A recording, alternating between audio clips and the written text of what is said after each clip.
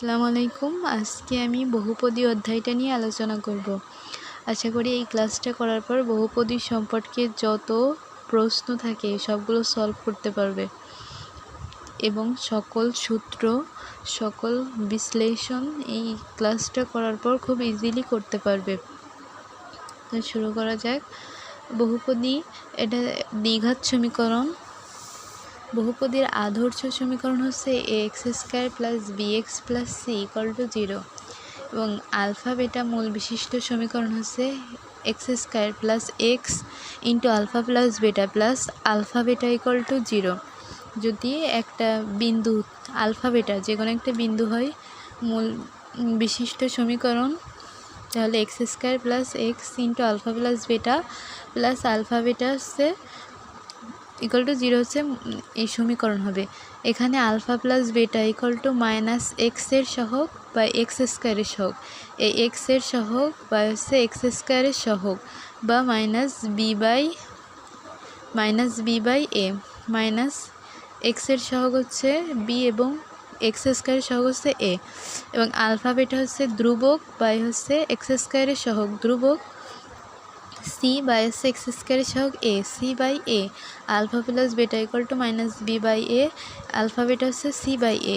দ্বিঘাত সমীকরণ ত্রিঘাত সমীকরণের বেলায় ax³ + bx² + cx + d = 0 বা x³ + b/a x² + c/a x + c/x + d/y = 0। আমরা এ দ্বারা সবগুলো সংখ্যাকে ভাগ করে নিছি। এরপর দেখি x³ - x² alpha alpha beta gamma plus x alpha beta beta gamma gamma alpha alpha beta gamma = 0। এখন দেখব সামেশন অফ আলফা যদি বের করতে বলে তাহলে সেক্ষেত্রে আমরা alpha plus beta plus gamma এটা যোগ করে যেটা হবে সেটাই হচ্ছে সামেশন অফ আলফা। এটা হচ্ছে -x³ এর সহগ ভাগ হচ্ছে x² সহগ ভাগ হচ্ছে x³ এর সহগ বা -b/a R summation of alpha বেটা এটা হচ্ছে সমান alpha beta plus beta gamma plus gamma alpha. Summation of alpha beta দ্বারা এটা বোঝায়। এটা হবে x এর সহগ বা x³ এর সহগ x এর সহগ বা x³ এর সহগ x এর সহগ c/a x³ এর সহগ c/a এবং আলফা বেটা গামা = ধ্রুবক বা x³ এর সহগ ধ্রুবক বাই d/a দেওয়া লাগে না, তাই -d/a। এখানে একটা জিনিস খেয়াল রাখতে হবে, সেটা হলো এখানে একটা প্লাস হলে একটা মাইনাস, একটা প্লাস হলে পরে একটা মাইনাস, এইভাবে আমরা মাইনাস চিহ্নটাকে ধরি। এবার আমরা দেখো চতুর্থ ঘাতের সমীকরণ x4 + bx³ + cx² + dx + e = 0। সমীকরণের মূলগুলো আলফা বেটা গামা ডেল্টা হলে summation of alpha alpha plus beta plus gamma plus delta, এটা হবে -b/a। সামেশন অফ আলফা বেটা হলে alpha beta plus beta gamma plus delta gamma delta plus delta gamma plus alpha gamma = c/a। Summation of alpha beta gamma alpha beta gamma plus beta gamma delta plus delta gamma alpha plus delta alpha beta -d/a। Alpha beta gamma delta e/a। এখন দেখব কিভাবে সর্বোচ্চ এবং সর্বনিম্ন মান বের করতে হয়। ax² + bx + c = 0 রাশির সর্বোচ্চ এবং সর্বনিম্ন মান হবে c - b²/4a c - b²/4a এর সর্বোচ্চ মান হবে c - b²/4a।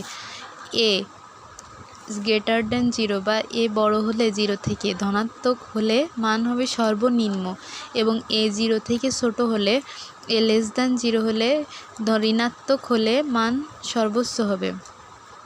ধনাত্মক হলে হবে সর্বনিম্ন এবং ঋণাত্মক হলে হবে সর্বোচ্চ। এখন দেখব x² + bx + c = 0 রাশির সর্বোচ্চ সর্বনিম্ন মান থাকবে যদি d/dx x² + bx + c = 0 হয়।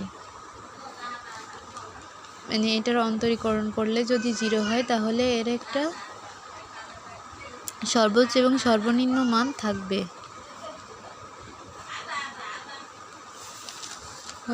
আদর্শ দ্বিঘাত সমীকরণের বৈশিষ্ট্য। একটি আদর্শ দ্বিঘাত সমীকরণের কী কী বৈশিষ্ট্য রয়েছে?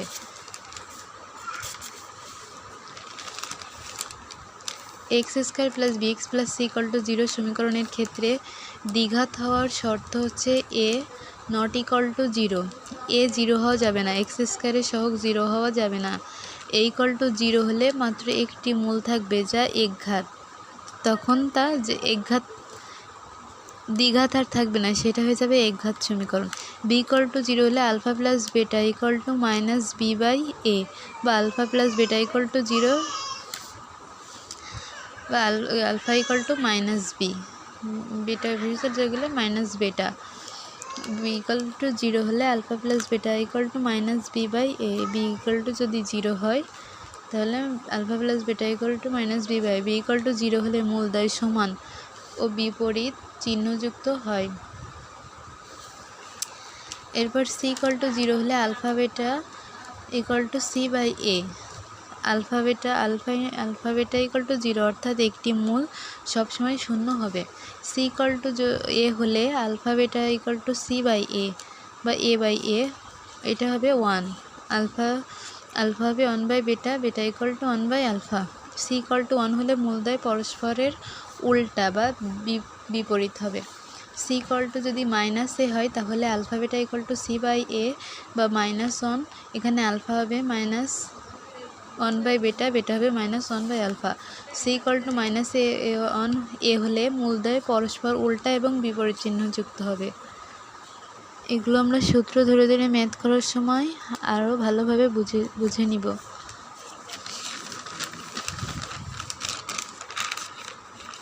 এখন দেখব দ্বিঘাত সমীকরণের মূলের প্রকৃতি।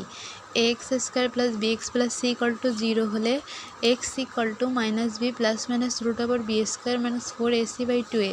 এখানে b² - 4ac হলো সমীকরণের নিশ্চয়ক বা পৃথায়ক বা নিরোধক, একে d দ্বারা প্রকাশ করা হয়। নিশ্চয়ক হতে মূলের প্রকৃতি নির্ণয়। নিশ্চয়ক হতেই আমরা কিভাবে বুঝবো এটা বাস্তব, অবাস্তব, সমান, জটিল, এগুলো কিভাবে বের করব সেটা দেখব এখন।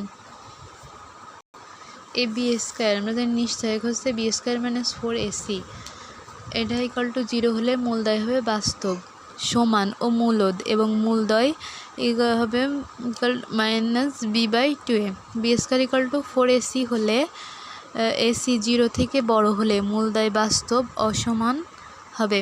b² - 4ac মানে নিশ্চয়ক 0 থেকে ছোট হলে ঋণাত্মক সংখ্যা হলে মূলদ্বয় হবে জটিল, অসমান ও পরস্পরের অনুবন্ধী।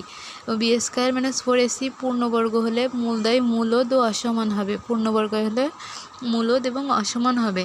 তাহলে সমান হবে কখন? যখন b² = 0 হবে তখনই একমাত্র সমান হবে, আর বাস্তব হবে ধনাত্মক, ঋণাত্মক না হওয়া পর্যন্ত সেটা হবে বাস্তব, ঋণাত্মক হলেই সেটা অবাস্তব হয়ে যাবে।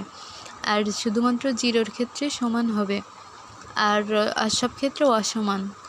পূর্ণবর্গ হলে মূলদ। একটি রাশি পূর্ণবর্গ d = 0 অর্থাৎ b² - 4ac = 0 বা b² = 4ac। দেখো সাধারণ মূল সংখ্যা p² + x² + px + q এবং x² - qx + p একটি সাধারণ মূল থাকলে p + q + 1 = 0। এটা যদি একটা সাধারণ মূল থাকে তাহলে p + q + 1 = 0। a1x + b1x + c1 = 0 এবং a2x² + b2x + c2 সমীকরণ দ্বয়ের দুটি সাধারণ মূল থাকলে, যদি দুইটা সাধারণ মূল থাকে তাহলে a/a2 = b/b2 = c/c2। এটা আমরা ম্যাথ করার সময় আরও খুব ভালোভাবে বুঝে নিতে পারবো। ধন্যবাদ।